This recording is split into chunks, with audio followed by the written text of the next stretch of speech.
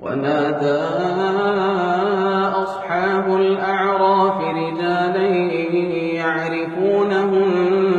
بسيماهم قالوا ما أغنى عنكم جمعكم وما كنتم تستكبرون أهؤلاء الذين أقسمتم لا ينالهم الله برحمة ادخلوا الجنة لا خوف عليكم ولا أنتم تحزنون ونادى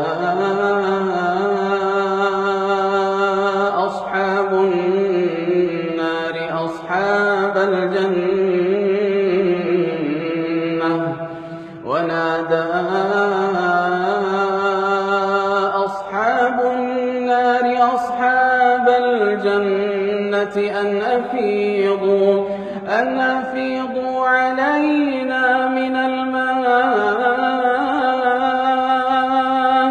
أن أفيضوا علينا من الماء أو مما رزقكم الله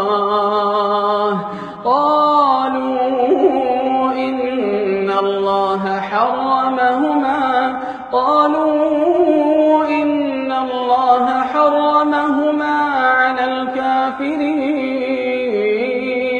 الذين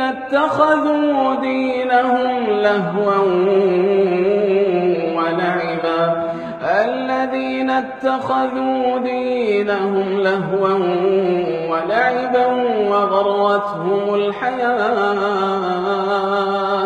وغرتهم الحياة الدنيا فاليوم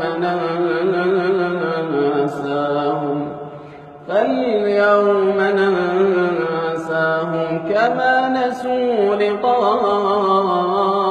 يومهم هذا